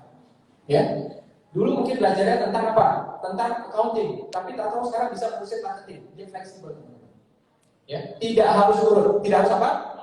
Tidak harus apa? Satu-satunya profesi yang harus urut adalah tukang urut. Hanya tukang urut yang harus urut. Selain tukang urut kita tidak harus urut. Kita bisa mulai dari mana saja. Ya, saya bisnis sekarang suplemen. Apakah saya punya keahlian di sana sebelumnya? No. Apakah background seorang kesehatan? No. Tidak harus ada hubungannya. Yang penting uangnya ada hubungan. Itu aja. Bisa. Ya. Nah, jadi jangan idealis gak keluar. Oh, saya kan kuliahnya pertanian Pak. Bisnisnya pertanian Pak. Bunuhmu. Ya. Boleh tapi nggak harus. Boleh tapi nggak harus. Nah, ciri otak anak pertama adalah fleksibel. Pertama apa tadi teman-teman? Aku berdalam kasih. Yang kedua adalah imajinatif. Yang kedua apa? Impiannya besar. Kenapa? Dia percaya bahwa Allah Maha besar. Ya. Saya kalau udah kerepotan ngurus mitra, saya bilang sama Allah, saya doa, ya Allah, aku lagi ngurusin umat Nabi Muhammad ya. Nabi Muhammad itu kebanggaannya, kesayangannya. Aku lagi ngurusin umatnya nih. Bantu aku ngurusin dia. Ya. Sama kayak kita punya orang kesayangan. Siapa itu? Mungkin pasangan kita, mungkin orang tua kita. Betul? Begitu disebutkan nama ini, langsung kita sok di hati, benar gak? Contoh, mohon maaf, misalnya nama ibu kita, mohon maaf, misalnya Rahmi misalnya. Tapi ada orang ngomong Rahmi, langsung stop. Kayak gitu. Walaupun mungkin bukan ibu kita, tapi karena nama ibu disebut langsung. Ya? Kayak nama nenek saya itu kesayangan saya. Jadi kalau ada orang sekitar, pasti bisa langsung. Ya? Sama juga kayak kakek saya, namanya Ghazali Bu. Jadi siapapun yang ngomong itu pasti saya sok langsung. Ya? Belum tentu bicara tentang kakek saya, tapi kalau disebutin Ghazali ya pasti hati saya langsung. Atau disebutin nama istri saya. Nah, bagi Allah, kesayangan itu siapa? Kesayangan Allah itu siapa? Muhammad. Ya. Ini kesayangannya Allah ini. Makanya ketika saya mulai repot ngurusin itu karena nanti banyak lebih dari 20.000. Saya bilang apa? Ya Allah, aku lagi ngurusin umatnya Nabi Muhammad. Dan Nabi Muhammad itu kesayangan Allah. Bantu aku ya. Ya. Nah, teman-teman bisa pakai privilege itu. Itu privilege itu. Apalagi teman-teman sini adalah Masya Allah ya, pegangnya Al-Quran. Udah, coba. Di BB, izin saya cerita sedikit aja, sebentar aja, saya gak ada promosi sama sekali. Di BB kita punya banyak hafiz yang cetak uang puluhan juta rupiah. Di mana-mana, mohon maaf ya, saya kan ya awal berinteraksi sama hafiz bukan sehari dua hari, bertahun-tahun. Hafiz banyak sulit cari uang. Al-Quran jadi pegang, cari duit nggak bisa. Ya, nah orang-orang kayak gini, alhamdulillah ada orang gabung sama kita. Kayak kemarin demi Allah tuh, umurnya saya lupa berapa, kayak belum 3 tahun, belum 30 tahun. Dia hafiz 30 juz, bersanad, ya, income-nya saya cek kemarin baru gabung nggak sampai 2 tahun, income-nya 27 juta sebulan, Masya Allah. Ya, jadi kalau saya dapat mitra itu hafiz, bagi saya anugerah. Kenapa? Dia udah dekat sama Al-Quran, benar nggak? Orang yang dekat sama Al-Quran pasti di dunia dia dimuliakan, di akhirat dimuliakan, benar nggak? Pasti kayak itu. Cahaya sudah itu. Ya kan? Jadi kalau ketemu mitra kayak gini, Masya Allah. Makanya di kita ada ribuan hafiz, Masya Allah. Ribuan hafiz. Ya, bahkan yang hafal 27 juz, itu jumlahnya ada puluhan orang. Di level disebut terbesar. Masya Allah, saya juga kaget loh itu. Makanya begitu kita bikin lomba hafiz, lomba MTQ, pesertanya ribuan teman-teman. Waktu itu dulu itu masih almarhum si Anda waktu itu. Masya Allah. Ya. Nah, jadi teman-teman di sini apa yang saya ingin sampaikan? Saya tidak ingin cerita tentang bisnis saya, tapi teman-teman mesti punya optimisme. Punya apa teman-teman? Jelek-jelek ini, walaupun dari kamu, walaupun nggak ngerti apa-apa, tapi aku bersama aku ada enggak? Aku bersama aku kan, oke? Dan aku dalam upanan Rasulullah ini, beri aku kemudahan. Sama kayak teman-teman di sini, alumni Mahfaz. Suatu hari itu jadi alumni Mahfaz, mau datang lagi ke sini. Mungkin pengurus ini udah lupa, orang udah ganti. Kamu siapa kok masuk ke sini? Kita pakai privilege. Saya alumni Mahfaz. Kira-kira di sini masuk kira-kira? Itu privilege. Ya, aku muridnya Pak Oki yang lalu. Mau datang sih, mau masuk terakhir, langsung dapat privilege. Ya, jadi kita bisa gunakan privilege itu karena kita memang insya Allah muslim, ya muslim sekali insya Allah. Siap? Siap? Nah, jadi maksud saya pertama tadi otak kanan fleksibel, kedua adalah imajinatif. Impiannya besar. Kenapa? Kita percaya bahwa Tuhan kita maha besar. Betul? Bagi Allah menghadirkan sebuah pajero atau senia sama gampangnya. Betul apa betul? Menghadirkan sebuah avanza atau alfat sama gampangnya. Betul apa betul? Ya Allah, aku dapat seni aja, aku bersyukur ya Allah. Saya kata nggak apa-apa ya Allah. Saya kata 80 juga nggak apa-apa. Malaikat kan bingung, tahun 80 belum ada seni ya, gitu. Ya, kamu mau minta itu aneh-aneh aja, ya kan? Nah, apapun yang Allah kasih kita syukuri, benar. Tapi kita boleh minta yang lebih tinggi. Ada orang nanya, dia mau mudik. Teman-teman, share pengalaman dong. Aku mau mudik nih. Kira-kira irit yang mana nih? Honda Jazz atau Honda Brio? Aku mau naik Honda Brio soalnya, ya. Nah, itu motor gitu kan? Ya, jadi kita berhak ya dapat yang besar, dapat yang tinggi, insya Allah kita berhak. Kita orang Nabi Muhammad, kita punya privilege, ya, fleksibel. Kedua tadi apa? Kedua apa tadi? Terus yang ketiga nih teman-teman ya, orang yang mana itu dia adalah action oriented. Apa teman-teman? Jadi kalau pengen tahu anak kecil, lihat tadi, pengen tahu otak kanan, lihat anak kecil, lihat anaknya masih pindah. Berarti itu lah. Berarti aja deh, kami kan ya. Jalan belum, ini jalan aja deh, makanya mikir deh. Coba kalau kebanyakan analisa, aku berdiri belum kuat, aku harus pakai helm dulu, kelamaan. Ya, dia analisa, kayaknya sudutnya kurang pas, nanti bisa kepleset, kelamaan jalan-jalan dia. Jalan aja dia langsung, betul? Dan dia tahu, dia pasti aman. Dan rata-rata anak kecil pasti aman, pasti selamat semuanya, Masya Allah. Allah rancang sedikit Pak. Kita ini deg-degan, benar nggak? Ya kan? Dia mau jatuh, kita deg-degan gitu ya. Nah, jadi otak kanan, otak anak kecil fleksibel, mampu beradaptasi. Makanya anak kecil nggak ada yang narsis, betul nggak? Nggak ada yang narsis.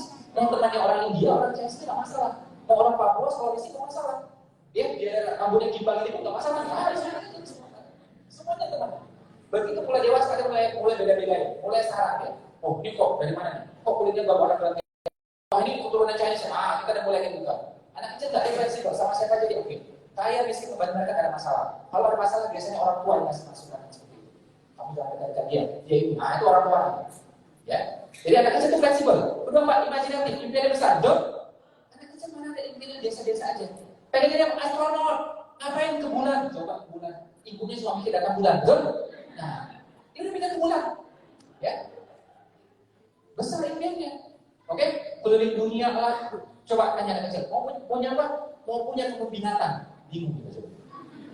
Anak nomor 2 saya lapor saya, Pak mau beli kuda Pak. Pikiran kuda itu kayak kelinci ya Pak. Ya. Jadi pas beli kelinci 1 saya biayain, kelinci 2 saya biayain. Kalau kita lagi Pak mau beli kuda Pak. Di Google katanya tahu Pak kuda Pak. Stok kuda 1 aja Pak. Yang kecil aja Pak. Jadi kuda bakal besar. Dan kuda itu dia tak usah juta. Ya, dan kuda itu nggak bisa disepak dalam ruangan itu nggak bisa, dia masih bergerak dan seterusnya gitu kan. Nah, berapa tahun kemudian baru dia sadar gitu ya bahwa kuda tidak apa-apa untuk dipelihara gitu. Ya. Tapi anak kecil punya satu hal, itu impiannya besar. Impiannya apa teman-teman?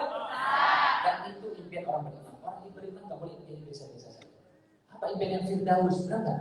Firdaus. Nggak ada doa yang diajarkan ke Allah biar izin aku masuk surga ya Allah. Walaupun emperan sekali, nggak ada doa seperti itu. Kita pengen yang terbaik, betul nggak? Dan kita pengen apa? Ngumpul sama Rasulullah, benar nggak? Jelek-jelek ini Allah kalau banyak dosa masalah, tapi aku pengen banget kalau ngumpul sekampung sama Rasulullah. Itu impian kita. Soalnya tertinggi semua teman-teman. Dan ini Al-Quran bilang, jangan kau bersedih. Selain kau beriman, engkau lebih baik. Itu Al-Quran ini. Jangan bersedih. Selagi kau beriman, engkau lebih baik daripada mereka. Itu Al-Quran yang menjanjikan. Jadi nggak boleh kita pesimis. Pesimis dekat sama setan. Dekat kenapa? Saya kasih bocoran, ya. Namanya manajemen setan. Boleh? Boleh. Biar kita ngerti, ya. Biar kita ngerti gimana manajemen mereka. Ya. Dan kita tahu bahwa setan itu musuh yang sangat. Yang sangat apa teman-teman? Angkat angkarannya, tepuk bahu ke sebelah kanan. Setan itu musuh yang sangat nyata. Oke, tangan kirinya tepuk lebih keras, lebih keras. Setan itu musuh yang sangat.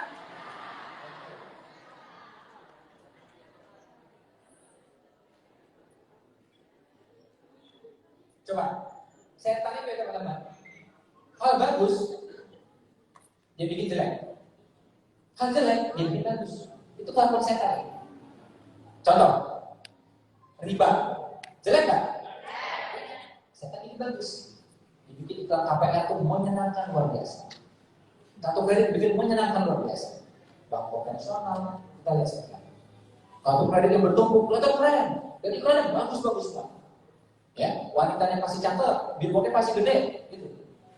Padahal riba kayak gitu, bagus nggak kira-kira? Buruk. Itu kelakuan setan, dibikin bagus. Buruk dibikin bagus. Sebaliknya, dagang. Dagang bagus nggak kira-kira? Dagang itu bagus nggak kira-kira? Sunnah Rasulullah. Kalau jangan lakukannya, sahabat lakukannya. Dan aku kalau dagang, aku memutar roda ekonomi. Dan minimal aku tidak takut. Aku tidak menjadi beban bagi orang lain. Betul? Mulia banget. Dan dagang, aku akan mencukupi diriku. Mencukupi diriku. Ada lebihnya aku kasih orang tua. Ada lebihnya aku tabung umroh. Mulia nggak? Sama saya tadi bikin jelek. Kalau orang dagang, ternyata jelek aja deh. Kamu jualan herbal. Gitu. Sekolah tinggi-tinggi, sekarang jualan obat. Itu sama orang. Setan di mana-mana. Ya. Jadi kalau ada yang ngomong kayak gitu, berarti dia apa? Ngomong gitu, itu teman kita ya. Tapi itu berlaku sama teman-teman. Ya. Dan kalau kita ikutin itu, sama udah kita ikutin aja. Dan setan itu pengen kita gagal. Pengen kita apa teman-teman? Kegagalan terbesar kalau kita masuk apa? Neraka. Itu kegagalan terbesar. Tapi teman-teman, jadi dia ini nggak pengen kita sukses. Sukses besar namanya apa teman-teman? Surga. Ya. Kegagalan besar tadi apa namanya? Sukses besar apa namanya? Setan nggak mau itu. Ya. Jadi sukses besar setan nggak mau, sukses kecil pun dia nggak mau. Kita datang ke sini untuk ilmu, setan gangguin apa di sana? Sini aja udah, di sini juga bisa untuk ilmu kok. Aku mau belajar Al-Quran di sana, di sini juga bisa kok belajar Al-Quran. Itu setan. Pokoknya segala hal yang bikin kita maju, setan nggak mau. Ya. Terus juga datang nih misalnya, misal ada narasumber datang ke sini ngajarin ilmu ke kita. Setan masuk lagi bener nggak? Ngapain belajar beri tidur ayam aja, sadar. Nah udah.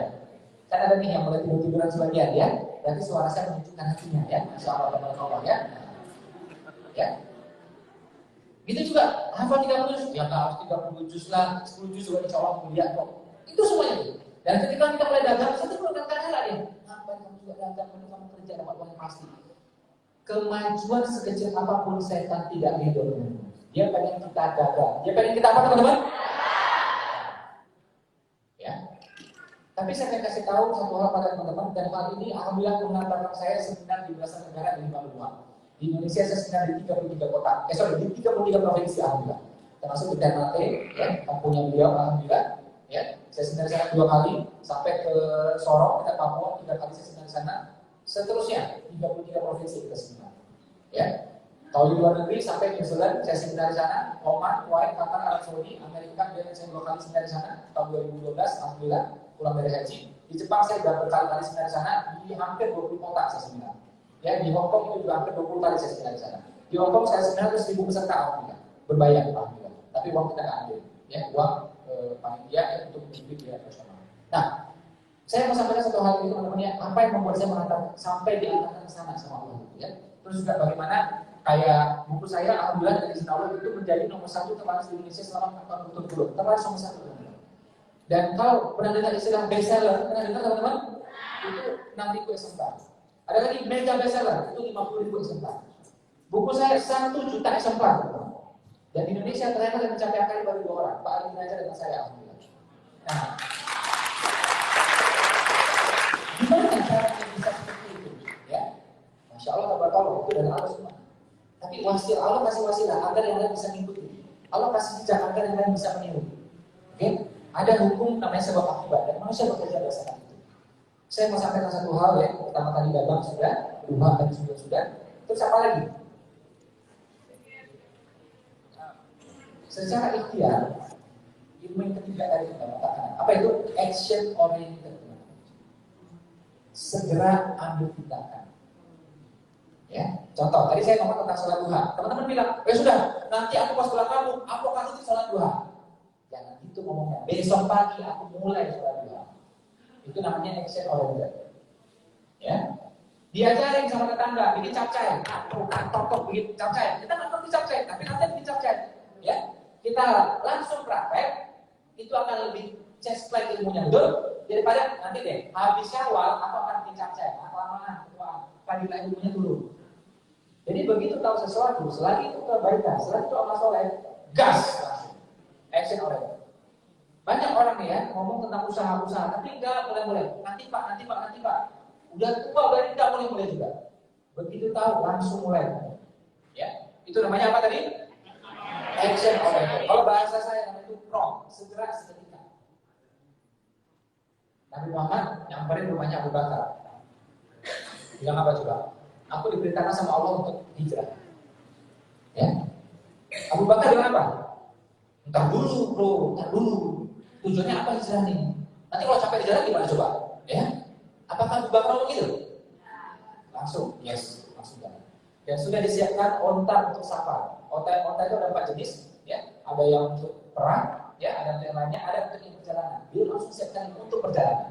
Beliau langsung siapkan yang ahli navigasi jalan rahasia. Karena biar gak ketahuan sama yang lain. Itu namanya pro. Jadi begitu diajak langsung, oke, sudah selesai. Gak mikir, nanti kalau aku lapar jalan gimana? Kalau ketangkap musuh gimana? Kita mau dibunuh loh Rasulullah. Gak gitu ngomongnya, langsung udah pro. Itu namanya action oriented. Persis kayak anak kecil. Kalau anak kecil pengen sesuatu langsung jalan bergerak, ambil bergerak. Gak ada anak kecil itu mau mikir itu gak ada. Gak ada kayak gitu teman-teman. Ya. Nah karena kita sudah punya akal sedikit ya, udah dewasa, sudah kita saring satu hal apa itu legal nggak, halal nggak. Selagi legal halal jalan. Legal halal jalan. Kecuali tidak legal, tidak halal. Mbak, ini ada peternakan tuyul, yuk kita join ya. Nah, ini saja 2 juta nggak apa-apa. Ini peternakan tuyul ini tuyul insya Allah yang syar'i. Nah, ada lagi. Untuk udah meninggal, ya. Jadi ini kita mau bikin peternakan babi ngepet, ya. Nah, ini salah satu lingkungan kita nih, mau kita bikin kita join nih. Jangan. Kenapa babi nggak boleh ngepet? Karena kasihan babinya, benar nggak? Ya, nah. Udah babi ngepetnya lagi. Tidak legal, tidak halal. Kakak mau nggak jadi distributor tunggalek untuk ganja kota ini kak? Tidak legal, tidak halal. Jadi patokannya simpel aja. Legal, halal, jajan. Legal, halal, jual. Selesai. Nah itu sudah makanan teman-teman. Dia apa tadi? Yang ketiga tadi? Action. Ya.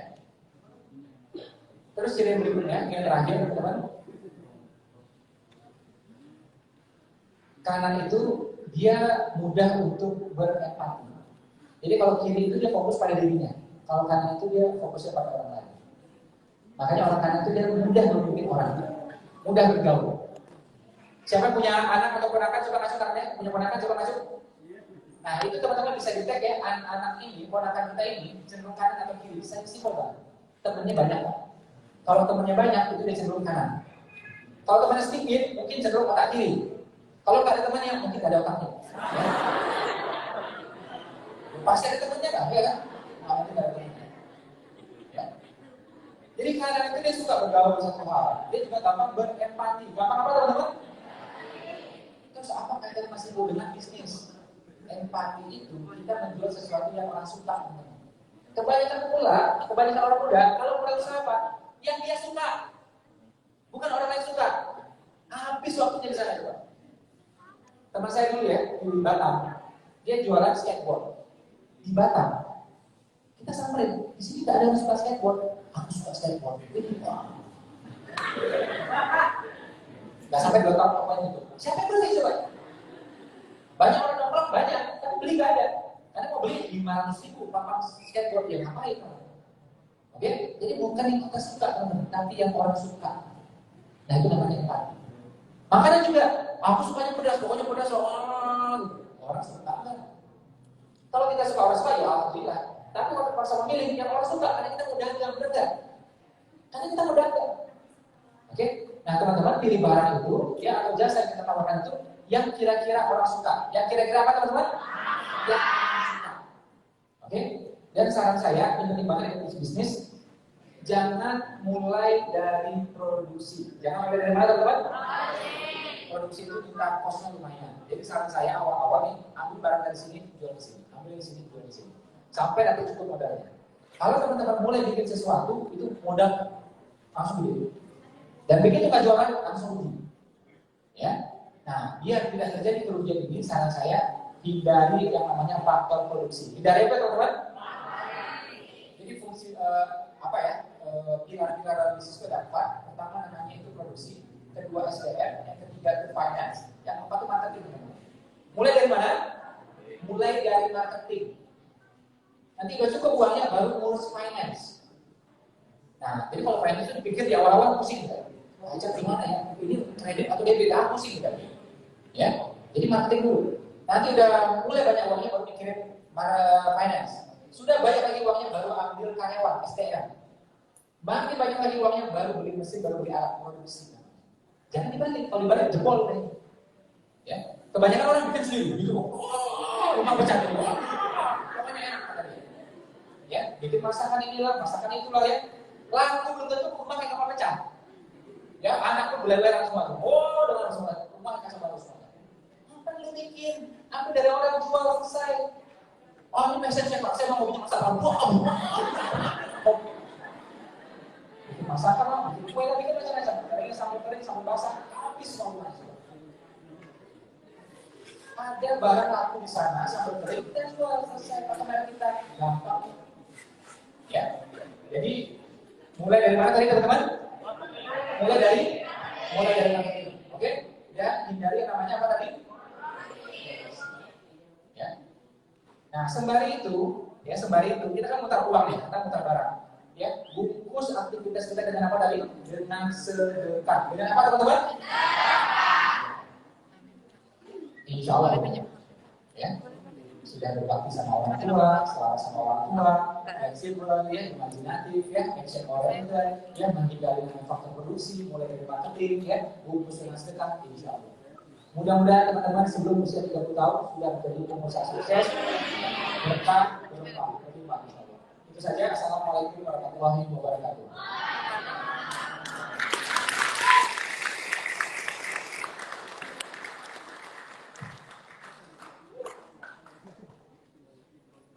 Masya Allah, terima kasih banyak kami ucapkan kepada Mas Ipo. Teman-teman semua, banyak sekali kita belajar hari ini. Kalau teman-teman mau belajar public speaking, bisa lihat beliau gestur tubuhnya, menjelaskan materi, caranya mengondisikan para audiens, kemudian caranya menyusun kata-kata, intonasi, dan lain sebagainya masih banyak.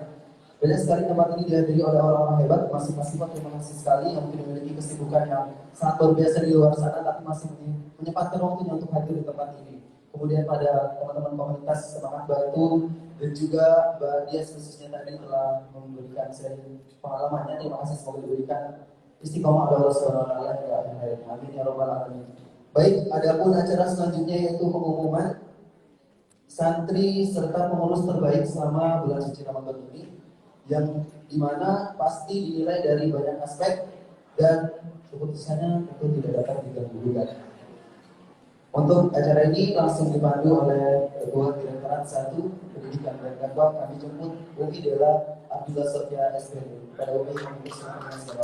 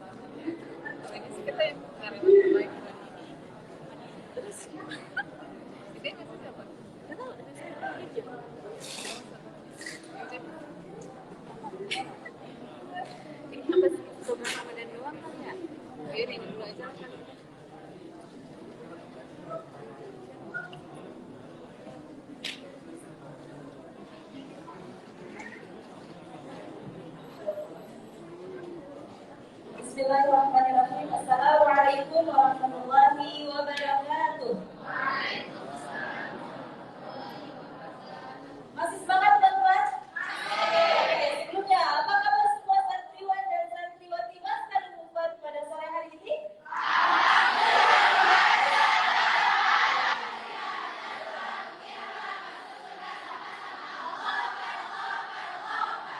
Insyaallah. Tepuk semangat.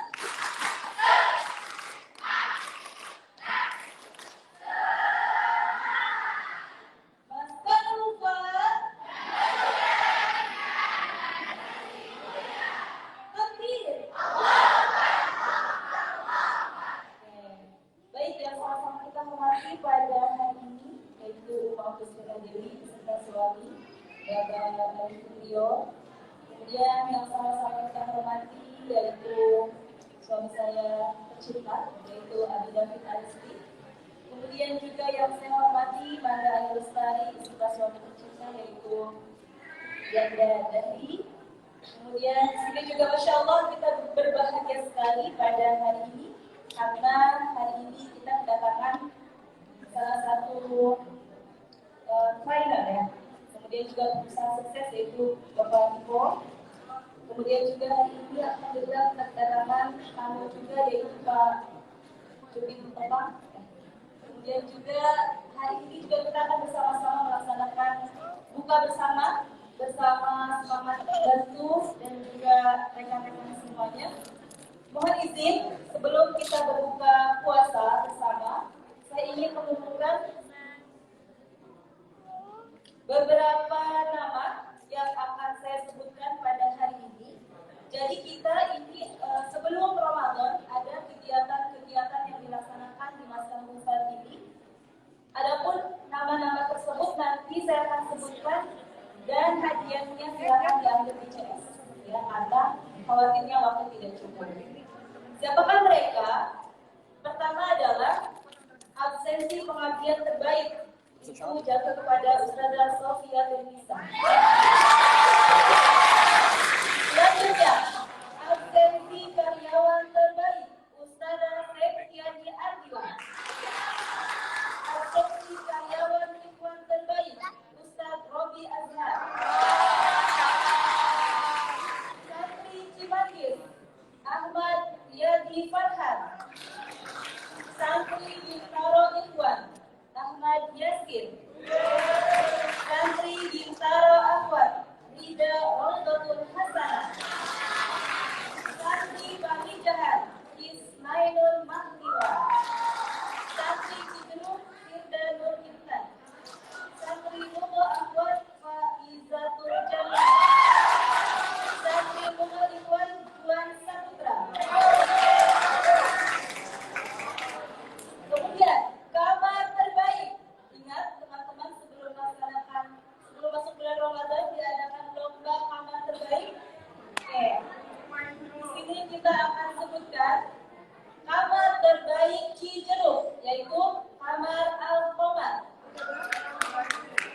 Kamar terbaik Palijahan, kamar Maryam. Kamar terbaik Cimanggis, kamar Palestina. Selanjutnya, kamar santri terbaik Bintaro Ahmad. Juara 1 yaitu Kalisha. Juara 2 Rida Rondotul Hasanah. Dan juara 3 Ayu Puspita. Selanjutnya, kamar santri terbaik Bintaro Ikhwan. Juara 1 yaitu kamar Zaid bin Thabit. Juara 2 Abdullah bin Mas'ud. Dan juara 3 Ibnu Abbas. Selanjutnya, pengurus dan muslim terbaik. Juara 1 yaitu kamar Ustaz Farhan.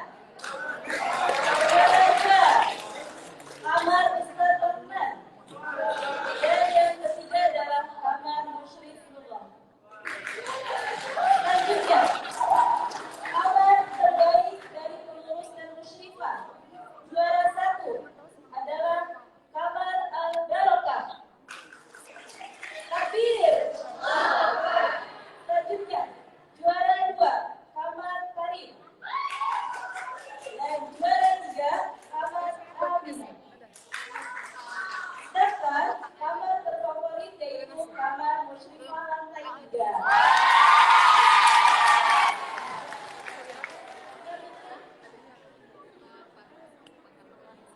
Kemudian teman-teman ada satu informasi lagi, kami memiliki hadiah utama yang mana ini akan diberikan kepada teman-teman yang terbanyak tilawahnya mulai dari 1 Ramadan sampai hari ini. Ya, ada yang sudah hafal 5 kali? Ada yang sudah hafal 5 kali? Ada yang sudah 10 kali hafal? Ini hadiahnya untuk 1 orang saja dan insya Allah bisa pulang ya. Bisa untuk pulang kampung insya Allah dari manfaat. Baik, siapa? Ada yang sudah 10 kali hafal? 9 kali hafal? 8 kali hafal? Masya Allah. Oh, Masya Allah, 6 kali hafal. Takbir! Baik, insya Allah nanti akan diserahkan ya untuk hari ini. Itu saja, terima kasih teman-teman semuanya. Selanjutnya juga akan ada pengumuman pegawai terbaik yang akan disampaikan oleh ketua direktur. kasih. Assalamualaikum warahmatullahi wabarakatuh.